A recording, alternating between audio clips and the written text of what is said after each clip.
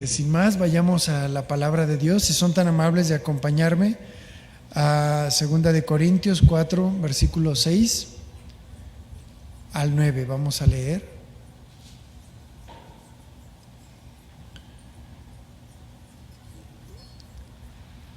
¿Listo? ¿Ya lo tiene? 2 de Corintios 4, 6. Y dice así: porque Dios, que mandó que de las tinieblas resplandeciera la luz, es el que resplandeció en nuestros corazones para iluminación del conocimiento de la gloria de Dios en la faz de Jesucristo. Pero tenemos este tesoro en vasos de barro, para que la excelencia del poder sea de Dios y no de nosotros, que estamos atribulados en todo, pero no angustiados, en apuros, pero no desesperados, perseguidos, pero no desamparados, derribados, pero no destruidos. El título de esta enseñanza es Vasijas de barro. En esta noche vamos a estudiar este pasaje, que lo vamos a unir con el de Jeremías, donde se nos habla, Jeremías 18, donde se nos habla de una revelación que le hace Dios al profeta Jeremías, en el que vamos a unir estos dos pasajes de tal manera que vamos a entender un poquito más qué fue lo que ha hecho Dios en nosotros, qué puede hacer y qué hará con aquellos que creen en Él. Así que primeramente vamos a iniciar con el contexto de Corintios, que dice: pero tenemos este tesoro. El versículo anterior al versículo 7 nos dice que ese tesoro, el autor precisamente se está refiriendo a que ese tesoro es la iluminación del conocimiento, un conocimiento inexplicable, velado para la mente natural. Ese conocimiento que no proviene de nosotros, naturalmente, porque no tiene sentido. Pero justamente esa revelación es la lámpara, es el foco, esa iluminación de ese conocimiento proviene precisamente de Dios hacia nosotros, que nos encontrábamos en tinieblas. ¿Y en qué momento se prende el switch? Bueno, en el momento en el que nosotros ponemos nuestro corazón dispuesto para conocerlo, para entenderlo. En ese momento es cuando resplandece en nosotros un entendimiento, cuando hay una disposición a conocerlo. Solamente así, porque cuando nosotros estamos cerrados a escuchar el consejo y la palabra de Dios, ¿por qué? Porque a nadie le gusta que le saquen sus trapitos al sol. Pero cuando uno reconoce y uno dice: déjala encendida, Señor. Estoy totalmente sucio, harapiento delante de ti.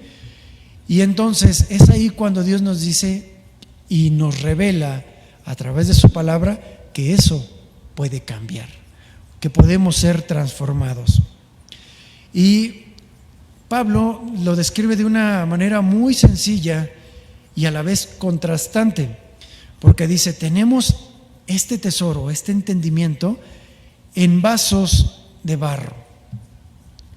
Es decir, toda la grandeza de la eternidad contenida en algo tan frágil como es nuestra vida de forma individual. ¿Cómo funciona eso? Es la verdad un milagro. ¿Por qué? Porque solamente un milagro nos puede cambiar, solamente un milagro nos puede transformar. Y continúa él explicando que solamente Dios pudo haberlo hecho. Y aunque nosotros seamos débiles, aunque estemos expuestos, aunque tengamos temores, Él nos sana, Él nos tranquiliza, Él nos guarda y Él nos levanta. ¿Por qué? Por la sencilla razón de que la obra es suya. ¿Qué hacemos nosotros? Únicamente estar dispuestos a ser levantados, a ser sanados, a ser guardados, a ser calmados y apacentados. La obra es suya y no nuestra. ¿Por qué? Porque estamos en sus manos. Nosotros voluntariamente hemos decidido abandonarnos en sus manos. Y justamente es aquí donde volvemos a recordar cómo empezó toda nuestra aventura, una aventura individual para cada uno de nosotros, de una manera muy sencilla y muy práctica que Dios se la ejemplifica a Jeremías de cómo haría él su obra con todo aquel que esté dispuesto a ser transformado, de recibir ese tesoro tan grande y tan valioso, porque en él, en ese tesoro, existe la eternidad. ¿Cuál es ese tesoro? Su carácter. El carácter del mismo Dios, queriéndolo reflejar a través de vasos de barro. Jeremías 18:1 dice así: palabra de Jehová que vino a Jeremías diciendo: levántate y desciende a casa del alfarero, y allí te haré oír mis palabras. Descendí a casa del alfarero y hallé que él estaba trabajando en el torno, y la vasija de barro que él hacía se echó a perder en sus manos. Pero él volvió a hacer otra vasija según le pareció mejor hacerla. Entonces vino a mí palabra de Jehová diciendo: ¿no podré yo hacer con vosotros como este alfarero, casa de Israel? Dice Jehová: como el barro en las manos del alfarero, así sois vosotros en mis manos, casa de Israel. En este relato, Dios le dice a Jeremías: levántate. Probablemente no estaba de pie, o tal vez sí. El hecho de que le haya dicho levántate es: ponte atento, ponte a la orden. Así como a nosotros muchas veces nos llega a decir: abre tus oídos, presta atención, escucha. Y entonces le dice que descienda a un lugar, a una casa, porque Dios ahí le iba a hablar de una manera visible, porque Dios se lo pudo haber dicho. Pero en muchas ocasiones nosotros también tenemos una particularidad: somos visuales. A veces, si no lo ves, no lo entiendes. Y en este relato existen 3 elementos que están implícitos. Número 1, la pregunta sería: ¿de dónde salió la tierra para hacer ese barro? Número 2, ¿quién fue por la tierra? Y número 3, ¿tendría algo especial la tierra estando donde estaba? Seguramente el especialista, aquella persona que salió de su casa a buscar esa tierra que él iba a utilizar, primeramente ubicó y sabía dónde y de qué manera tenía que ser la tierra que iba a tomar, de acuerdo a la naturaleza. El alfarero lo que hace es justamente seleccionar la tierra que le serviría para ese propósito. Y lo primero que hace es quebrar la tierra para poderla transportar a su casa. Es decir, va a meter algo mucho más duro y mucho más firme que la propia tierra. ¿Sí se entiende, verdad? Un pico, no sé, seguramente alguna maquinaria. Bueno, en aquel momento no existía pico, pala, lo que sea, y va a meter presión. Y si la tierra hablara, ¿le dolería? Por supuesto. porque iba a ser trasladado hacia otro lugar. Cuando una vez que está seleccionada esa tierra y que es rota y que es quebrantada, ocurre algo muy parecido como cuando nosotros fuimos sacados de nuestra vana manera de vivir. Nos dolió de entrada porque Dios nos exhibía. Y luego te dice, no me gusta cómo hablas, no me gusta cómo te comportas. Y como les digo, a nadie nos gusta que nos saquen los trapitos al sol, y Dios utiliza la palabra de Dios como espada de dos filos y penetra y discierne las intenciones del corazón. Y cuando nuestras intenciones son expuestas, nos vemos totalmente avergonzados, expuestos. Y así ocurrió. Y una vez que traslada el alfarero o quien haya ido por esa tierra del campo hacia la casa, todavía no está hecha polvo, ¿verdad? Todavía no se puede moldear. ¿Qué hay que hacer? Hay que desboronar. Hay que seguir rompiendo trozos, y aquellos trozos más grandes, aquellos que van a seguir doliendo. Es lo mismo que ocurre cuando alguien te habla de la palabra, vienes y ocupas un lugar dentro de la casa del alfarero, que es Dios, y empiezas a escuchar la palabra de Dios y nomás no te hallas. La silla se te hace, o se nos hace, muy pequeña, ¿verdad? Porque alguien le dijo, está hablando de mí. Pero, pues claro, pues es la palabra de Dios, pues claro que está hablando de nosotros. Y entonces comienza a revelar y a romper y a golpear, y eso empieza a doler, a doler, a doler, hasta hacerlo un polvo cada vez más fino. Y ahora esos terrones, que ahora ya son más pequeños, se le empieza a echar agua. ¿Qué es el agua? ¿Qué representa el agua? La palabra de Dios, que de repente llega a ser tan doloroso cada golpe que después viene muchas veces la palabra de consuelo. Esa palabra de consuelo que la tierra de forma natural absorbe. ¿Y qué crees? Que también a la vez ablanda. Así es como ocurre en la tierra, de forma natural. El agua va penetrando poco a poco, y eso va cediendo. ¿Sí? Claro que si insiste y en realidad es una piedra, la hace a un lado. Y más vale que nosotros nos pongamos flojitos y cooperando, ¿verdad?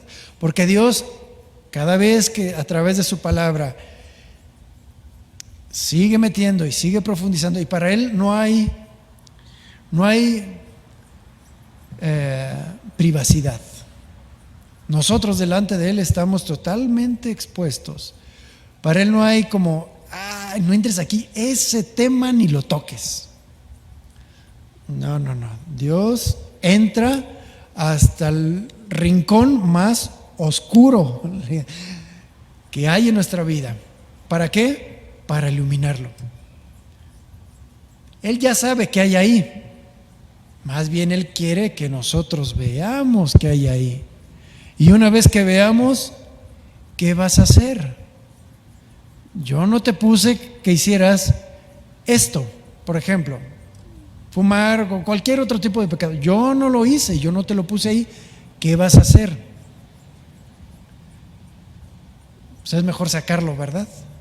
Y dejar de hacerlo, dejar de ocultar eso que muchas veces hemos escuchado como nuestro pecado favorito. Y Dios ahí está de forma constante. Cuidado cómo estás mirando a las mujeres. Y entonces Dios sigue metiendo. Incluso el alfarero cuide que no le dé aire a esa masa, porque si le da un poco de aire, una vez que se meta esa vasija al horno, se puede tronar. Así que cuidado con el aire, porque ese aire representa la soberbia, el orgullo, que en algún momento se puede gestar en nosotros. No, es que yo ya dejé de hacer aquello. Ah, sí, ¿por tus fuerzas o fue por la gracia de Dios? Es más, en muchísimas ocasiones hay prácticas que nosotros, si Dios no nos los hubiera quitado, nosotros no lo hubiéramos hecho. Dios nos los quita de una manera diferente y asombrosa. Pero cuidado si nosotros seguimos insistiendo ahí. Así que con toda paciencia el alfarero trata la masa y continúa echándole agua. Constante, constante, constante. ¿Ya entendiste? ¿Ya comprendiste que ya tienes que dejar de practicar eso, de dejar aquello? Ah, perfecto. Entonces, ahora empieza a hacer la mezcla y considera que su masa ya está buena para conseguir su propósito. El propósito que empezó desde mucho antes. Hasta aquí intentaré explicarte qué fue lo que hizo Dios con el pueblo de Israel, ya que este pasaje se dirige evidentemente a la casa de Israel, a su pueblo. Y bueno, posteriormente te voy a continuar explicando cómo lo ha hecho contigo y conmigo. Dios fue el alfarero porque Él nos eligió. Nosotros de forma natural no buscamos a Dios. Por el contrario, cada vez que se hablaban en temas serios acerca de la palabra de Dios, mejor cambiábamos de plática y sobre todo si nos exponían a nosotros, pues mejor soltábamos un chascarrillo para desviar la atención y mejor cambiar de tema. ¿Por qué? Porque nuestra conciencia nos acusaba. Así que alguien que se ponía muy espiritual, mejor le dábamos la vuelta. Así como a ti y a mí, ¿no? Que mejor prefieren no platicar de esos temas en lo particular. Sin embargo, algo ven. La forma en la que hablas, la forma en la que te conduces, eso forma ya parte de la misma predicación a través de lo que haces en tu vida. Así fue como Dios eligió aquella porción de tierra, digámoslo así, llamada Abraham, para tratar con él. En Génesis se le habla Dios a Abraham y le dice: vete de tu tierra y de tu parentela. ¿Quién buscó a quién?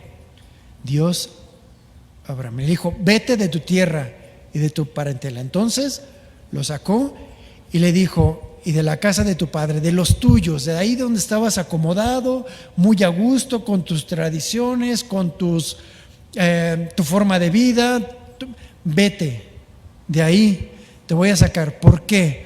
Porque voy a tratar contigo de forma individual, de forma personal. Yo voy a tratar contigo y cuando trate contigo, a la vez estaré tratando con aquellos que te conocieron, con aquellos que te conocen, y van a decir: ¿cómo le haces? Si eras así, así, así y asado, Abraham, ¿no? Y ahí, y le dice: vete a la tierra que yo te mostraré. Dios iba a tratar con él, y más que una tierra física, le iba a mostrar lo que había en su corazón, con un propósito que ahorita vamos a ver. Si notas, Abraham no dice que no, es decir, se pone como arcilla, ¿verdad? Cuando la busca el alfarero. Así que Dios eligió esa arcilla, la separa en un entorno natural y pagano, y ahora el propósito para Abraham es: haré de ti una nación grande, te bendeciré. Ese es mi propósito, y es el mismo propósito que tiene para ti y para mí de forma individual, porque él creyó, ¿verdad? Ahora, ¿tú le crees a Dios? Eso es lo que tiene para ti. Voy a hacer de ti algo grande. ¿Por qué? Porque voy a trabajar en tu tierra. ¿Cuál es tu tierra? El corazón. ¿Para qué queremos extensiones tan enormes si no podemos dominar lo que existe aquí? Y cuando lo domines, cuando lo conquistes, cuando Dios lo transforme, entonces tú vas a ser una bendición. ¿Para quién? para el que te vea, para el que te trate, para el que te conozca. Engrandeceré tu nombre, le dijo Abraham. Es decir, engrandeceré tu carácter. ¿Cómo? Poniendo el mío. ¿O qué? O nosotros naturalmente tenemos un carácter agradable. Y entonces engrandeceré tu carácter y serás bendición. Bendeciré a los que te bendigan y a los que te maldijeren maldeciré. Y serán benditas en ti todas las familias de la tierra. Y eso, esa promesa, nos alcanzó a nosotros y esa bendición también. Y si observamos, aquí hay algunos verbos que resaltan: haré, bendeciré, engrandeceré y serás. Y esto denota que está hablando de un futuro, porque Dios tenía un plan ya trazado para Abraham. Dios en su omnisciencia ya tenía un modelo en el cual Dios iba a trabajar.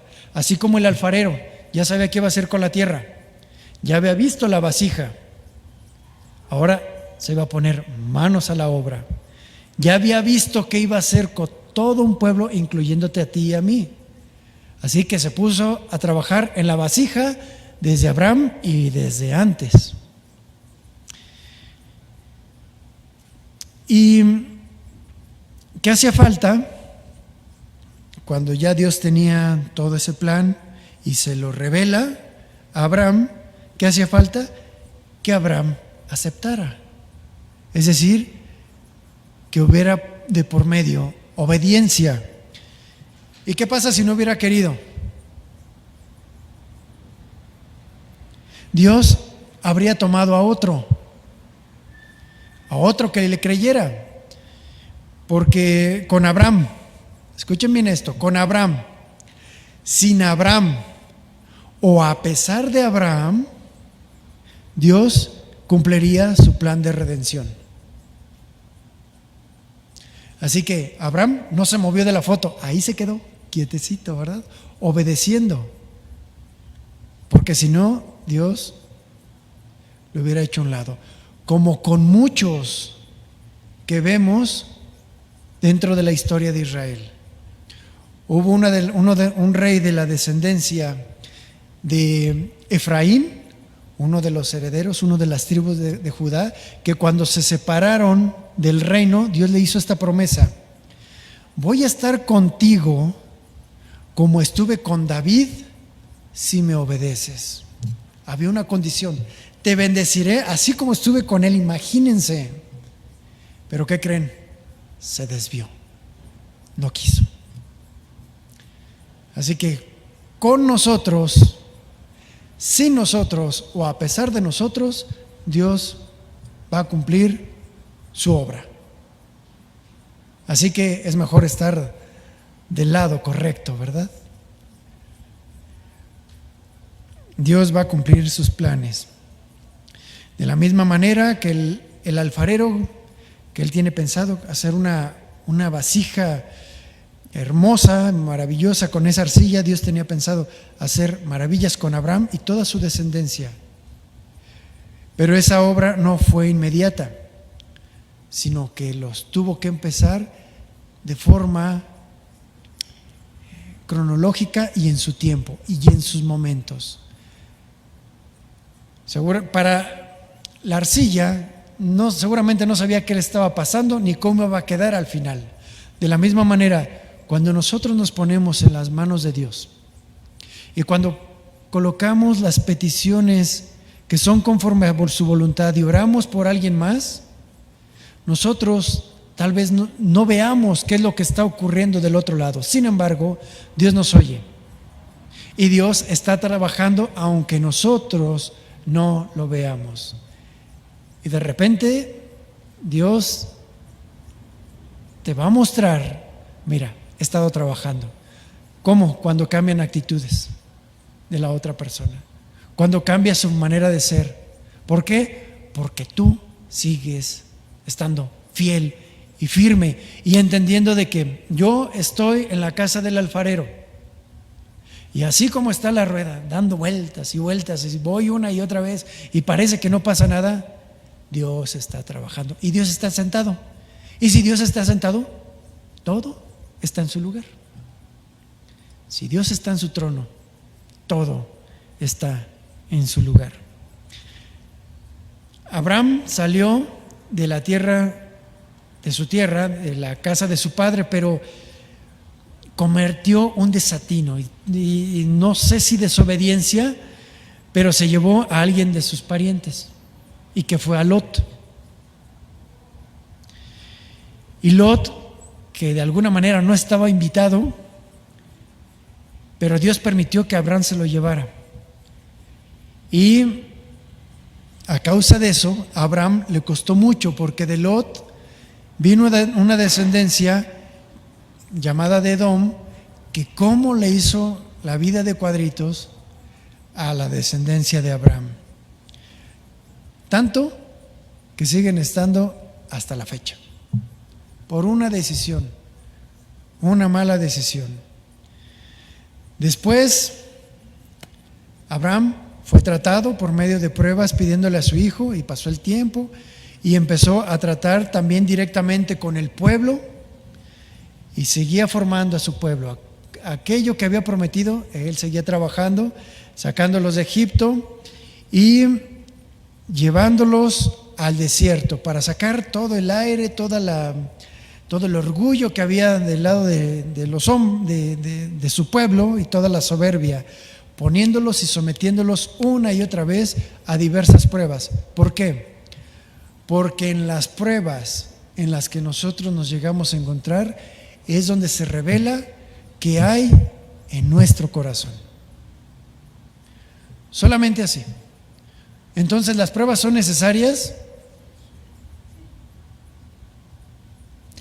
Solamente ahí se revela qué hay en nuestro corazón. Gracias a Dios por las pruebas, porque dice la palabra de Dios, dijo Pedro, no se sorprendan como si algo extraño les hubiera acontecido cuando están en diferentes pruebas. No, Dios lo permite. ¿Para qué? Pues para salir aprobados. Si no, ¿cómo vamos a ver que estamos en la lona, que tenemos 5 en conocimiento y en práctica -6, ¿no? Dios quiere y nos va a meter una y otra vez al horno, y va a meter la mano. ¿Para qué? Para evidenciar qué hay en nuestro corazón. Ahora bien, vamos a hablar de esa nueva arcilla, de esa que ya fue transformada porque Dios la eligió. El alfarero, que es Cristo, dejó su trono para buscar lo que se había perdido, como el alfarero lo hizo. Es decir, dejó todo lo que Él tenía para hacerse igual que nosotros, con un propósito: buscarte a ti. ¿Por qué? Porque también Jesucristo iba a ser tratado como con las mismas pruebas que nosotros. Iba a ser tentado en absolutamente todo. Se hizo igual que nosotros y vino a buscarnos por pura gracia. Él no tenía necesidad de bajar, de descender. Y lo primero que hizo con nosotros fue confrontarnos con nuestro pecado, con nuestro estilo de vida, ya que estábamos amoldados a lo que el mundo nos ofrecía, en esa tierra bruta de la arcilla que estaba moldeando en todo, estábamos moldeando en lo natural. Y ese propósito que teníamos en el mundo no era duradero, por eso siempre estábamos con una vaciedad. Y esa confrontación que nos hace Jesucristo, sobre todo cuando se muestra su carácter con el de nosotros, duele, por supuesto, porque a nuestra carne nunca le gusta que sea confrontada, y evidentemente a nuestra carne nunca le gusta que sea separada de aquello que le produce placer, de aquello que le seduce. ¿Por qué? Porque finalmente somos polvo y la carne es débil para las cosas que son de Dios, ¿verdad? Pero para las cosas que son del mundo es muy fuerte, muy arraigada y muy viva. Pero cuando nosotros lo reconocimos y aceptamos por medio de la fe, nos separamos de aquellas prácticas que el mundo nos ofrecía. Y entonces fuimos trasladados a la casa del alfarero para que Él nos trate por medio de su palabra. ¿Y sabes qué? Esto no termina una vez que ya estamos en este lugar, porque Él sigue tratando y sigue metiendo mano hasta lo más íntimo, en aquello que estorba conforme a lo que es su propósito. Entonces dice Jeremías, una vez que había sido llamado, descendió a la casa del alfarero y hallé que él estaba trabajando en el torno. Como les digo, de la misma manera en que Jesucristo está trabajando desde su trono en nosotros. Y la vasija de barro que él hacía se echó a perder en sus manos, pero él la volvió a hacer otra vasija según le parecía mejor hacerla.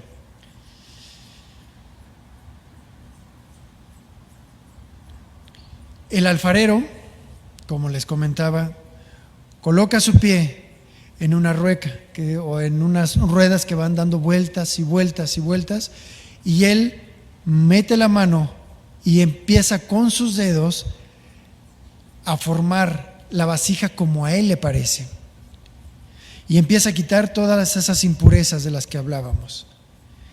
De la misma manera, así lo hizo Dios con Israel. No lo busqué, nada más es como referencia. Israel fue trabajado sobre la rueda. En Deuteronomio 8:2 dice: recuerda el camino, las vueltas, por el que el Señor tu Dios te guió durante todos estos 40 años en el desierto. Te guió, te llevó. Él fue el que estuvo dándoles vueltas y vueltas para enseñarte a ser humilde. Es decir, para sacar el aire, el orgullo, ponerte a prueba para saber qué era lo que había en tu corazón y saber lo que tú pensabas, para saber si ibas a obedecer sus mandatos o no. Él te humilló, Él te hizo pasar hambre. Ah, caray, entonces si estamos pasando por estrecheces y por situaciones difíciles, ¿quién las manda? ¿Quién las permite? Dios, como el buen alfarero. Y luego te dio de comer maná. Ah, te alimentó, te sustentó, que ni tú ni tus antepasados conocían, para enseñarte, ¿observan?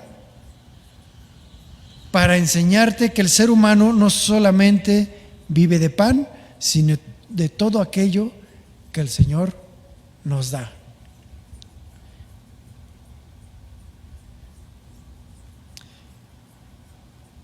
Pero vamos a continuar. Dice que se echó a perder la vasija. ¿Por culpa de quién? Sería una pregunta, ¿no? Bueno, este barro de alguna manera tenía un libre albedrío. Es decir, por todo lo que tenía el barro en sí.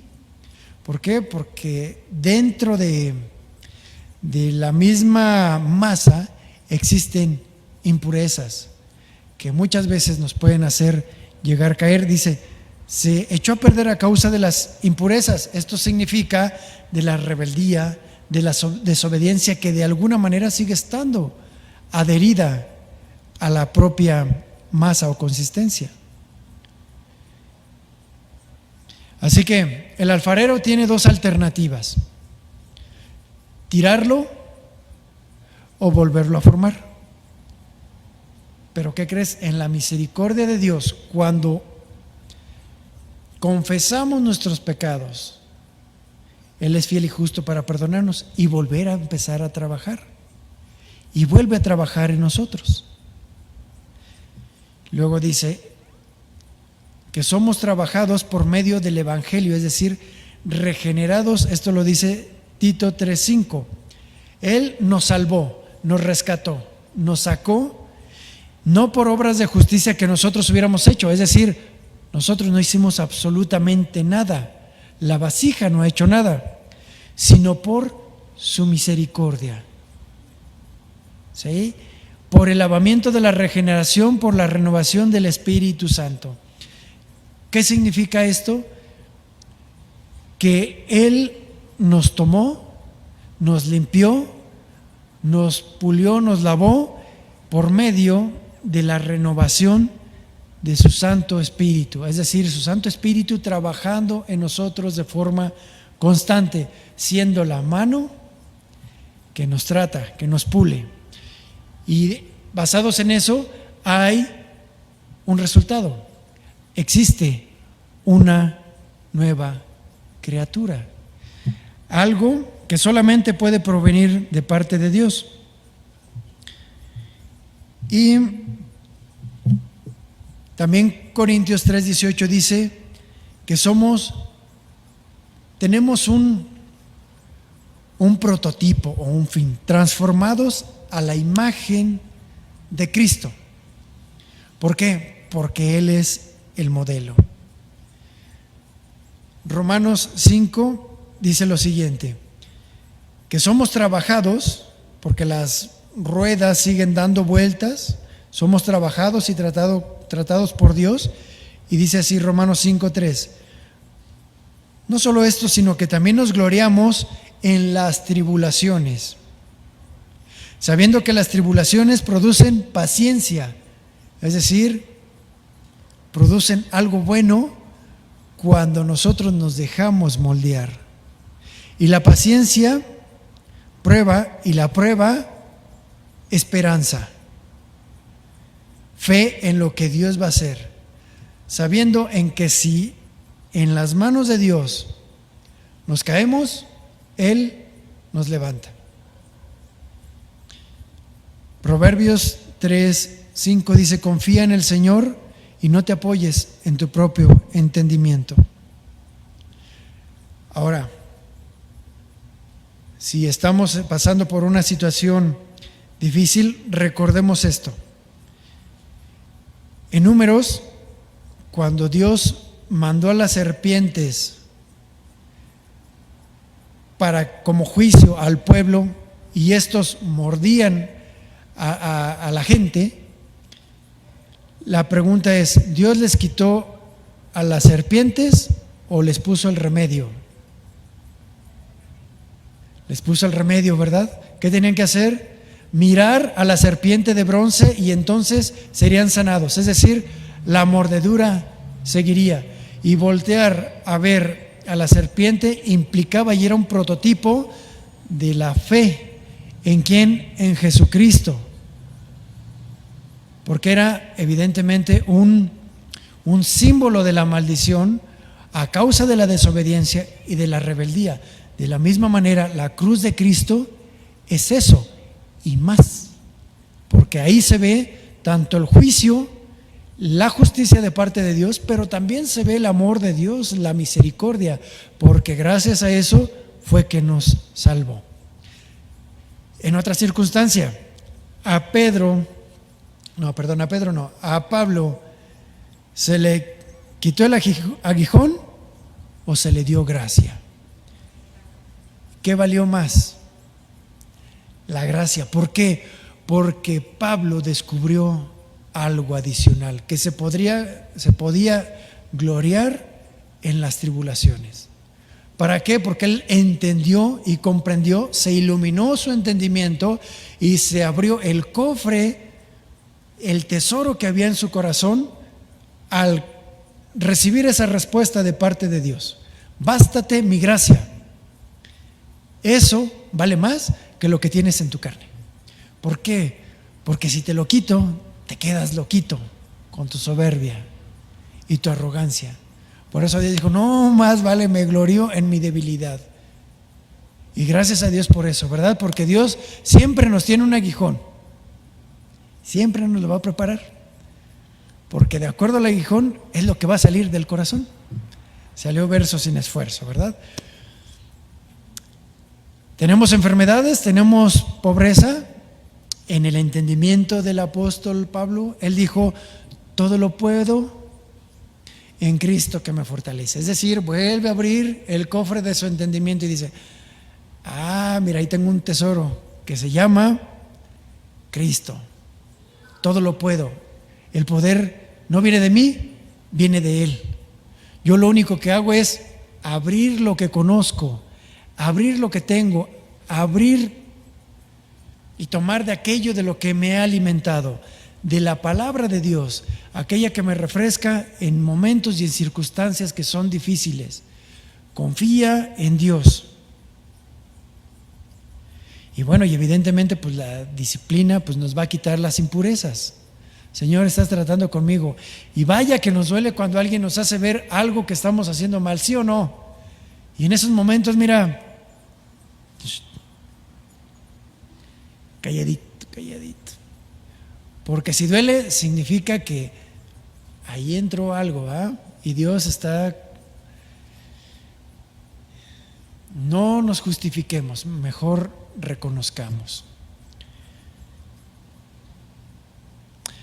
Hebreos 12:5 dice, y habéis ya olvidado la exhortación que como a hijos se os dirige, diciendo, Hijo mío, no desprecies la disciplina del Señor, ni desmayes cuando seas reprendido por Él, porque el Señor al que ama disciplina, y azota a todo aquel que recibe por hijo. Si soportáis la disciplina, si la entiendes, si la recibes, si la aceptas, Dios os trata como a hijos. ¿Qué significa esto? Que te está enderezando y que siendo hijo vas a poder reflejar el carácter del Padre y te van a poder reconocer, es un hijo de Dios. Es un aleluya, lo que sea, pero mira cómo se comporta. Porque, ¿qué hijo es aquel a quien el Padre no disciplina? Y algo más que tiene que ver con los vasos, o con las vasijas, mejor dicho, que Dios las utiliza para honra. Dice 2 de Timoteo, se los leo, en una casa grande no solamente hay utensilios de oro y de plata, sino también de madera y de barro. Unos son para usos honrosos y otros para usos comunes. Así que si alguno se limpia de estas cosas, serán instrumentos para honra, santificados y útiles al Señor y dispuestos para toda buena obra. Así que el Señor está tratando con nosotros, y aunque Dios nos utilice, pues el máximo estándar que tenemos es de siervos inútiles, ¿no? Así que Dios también, cuando la vasija se deshace en sus manos, Dios es el Dios de las segundas oportunidades, segundas, terceras, quintas. ¿Cuántas no nos ha dado? Muchas. Y fíjate en Apocalipsis 2:5, por tanto recuerda, se le dice a la iglesia, de dónde has caído. O sea, haz memoria. ¿Qué fue lo que te hizo caer en algún momento? Y arrepiéntete, es decir, reconoce y haz las primeras obras. ¿Cuáles son? Primero arrepiéntete, reconoce, y entonces debes de poner, o debemos poner, cercos para evitar volver a caer en ese tipo de circunstancias. Si no te arrepientes, pronto vendré a ti y quitaré tu calendero de tu lugar. Es decir, ¿eso quieres? Si no te arrepientes, pues ahí te dejo y síguele. Y esto es algo verdaderamente tremendo, porque puede llegar un momento en el que estás, o en que estamos tan obstinados en ese pecado, que Dios dice, ya no te voy a poner entendimiento, ya no voy a eliminar más porque no entiendes.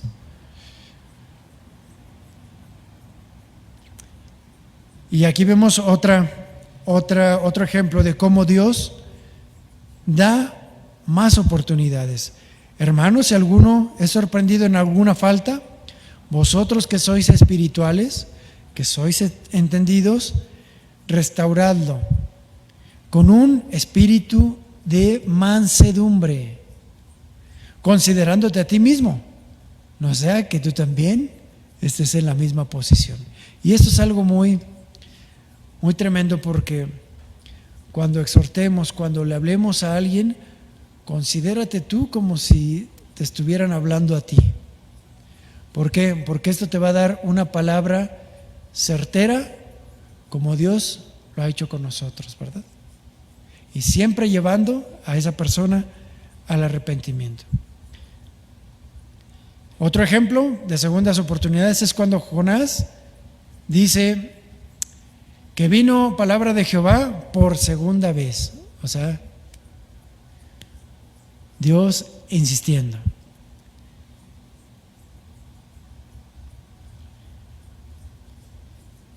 Entonces la arcilla ya no sería llamada arcilla, sino vasija, es decir, algo ya transformado, algo diferente.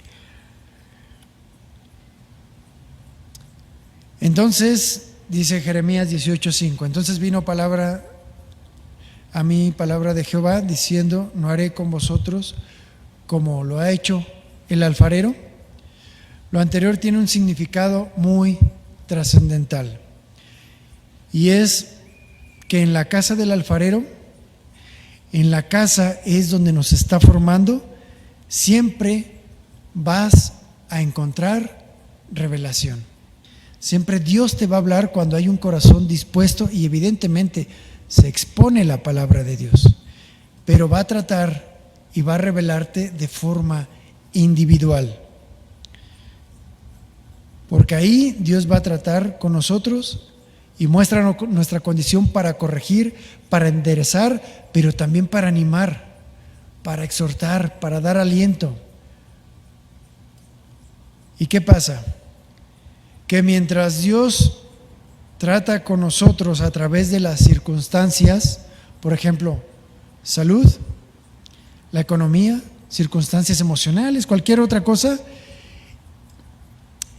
y no encontramos una salida, sino que nos sentimos derribados, puede ser que nos encontremos en ese tipo de circunstancias, pero es ahí donde siempre tenemos que recordar: estamos en las manos de Dios. Él nos sostiene. Él es el que nos guarda. Y para concluir, encontré una fábula acerca de que un hombre tenía dos grandes vasijas de barro, donde lo tenía con un palo al extremo, las cargaba para llevar agua, y una de ellas era perfecta, estaba totalmente completa y conservaba el agua en todo tiempo y en todo el trayecto desde el pozo hasta la casa. Y la otra estaba algo rota, deteriorada. Entonces, mientras la llenaba, en el camino se iba desperdiciando y solamente llegaba a la mitad. Durante mucho tiempo iba así, de forma constante, y la vasija agrietada estaba muy avergonzada por tanta imperfección, y se sentía miserable porque solamente podía llevar la mitad, y en ocasiones cada vez era menos. Era todo lo que podía soportar. Durante varios años, la tinaja quebrada, en algún momento le dijo a quien lo transportaba: estoy avergonzada y me quiero disculpar contigo, porque por mis grietas no puedo llevar tanta agua y tanta carga, y solamente puedo llegar con una poca. Y así que aquel hombre le dijo compasivamente: mira, cuando regresamos a casa, quiero que notes, en esta ocasión en la que vayamos, que por el lado en el que tú venías se levantaban bellísimas flores que crecen a lo largo del camino. ¿Por qué? Porque tú las regabas. Con tu imperfección había algo bueno. Y entonces así lo hizo, y se dio cuenta de que había algo bonito alrededor de todo su camino y todo su andar. Sin embargo, tenemos que reconocer algo. ¿Qué era lo más valioso? ¿La vasija rota o lo que tenía adentro, que era el agua? Evidentemente era el agua, la palabra de Dios. Así que, a pesar de que nosotros tenemos una condición débil, caída, y tenemos muchísimas imperfecciones, lo más valioso es lo que hay en nosotros, lo que Dios ha depositado en nosotros, que es lo más benéfico, que es lo que da vida. No es algo que pertenezca a nosotros. Y la palabra de Dios, a través de lo que hacemos, aún con nuestras imperfecciones, porque todo obra para bien, y Dios tiene esa capacidad de transformar aquello que hemos hecho mal en algo bueno.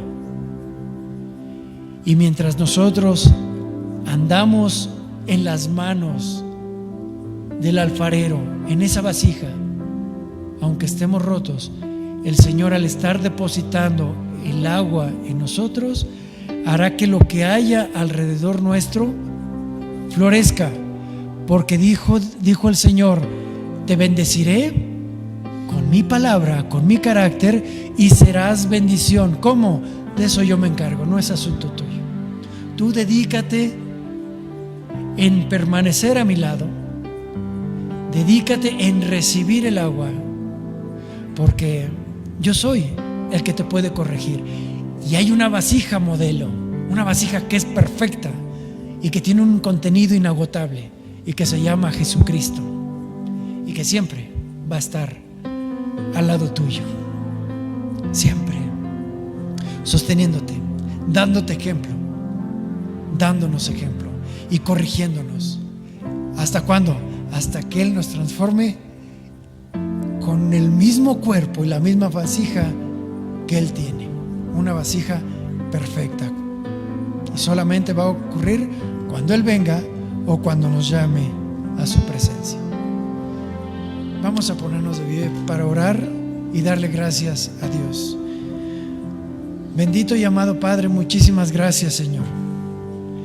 Gracias te damos porque tú nos eligiste, tú nos sacaste de ese lugar de desesperación, de ese lugar que no tenía un futuro prometedor y floreciente como el que tú nos das, Señor, sino por el contrario.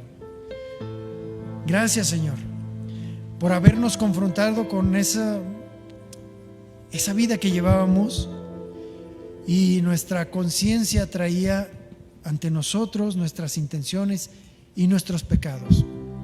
Y tú lo hiciste de esa manera con el fin de que los reconociéramos, de tal forma que entendiéramos que estábamos perdidos, y vimos espiritualmente tu mano extendida para rescatarnos. Esa mano era muy fuerte y a la vez extremadamente cálida para nuestro espíritu, nuestra alma, incluso nuestro propio cuerpo. Esa mano tenía una particularidad: estaba perforada. Esa mano que nos sacó de ese mundo pertenece al Hijo de Dios, a Jesucristo, quien nos llevó a la casa del alfarero para tratar con nosotros y ser trasladados y cumplir con una obra de tal manera que nos transforme, porque es una obra suya. Y pase lo que pase, aunque las circunstancias sean adversas en nuestro alrededor, estamos seguros en sus benditas manos, Señor. Muchas gracias, Padre Celestial, y te rogamos, te pedimos que sigas tratando con nosotros como tú quieras, y ayúdanos a entender y a recordar que tenemos un tesoro maravilloso aquí en nuestro pensamiento. Ilumínalo, Señor, para que de la abundancia de nuestro corazón hable nuestra boca y nuestras manos y pies sigan actuando y yendo a donde tú quieras. Muchísimas gracias, Señor, por este día y por tu palabra. En el nombre de Jesús, amén.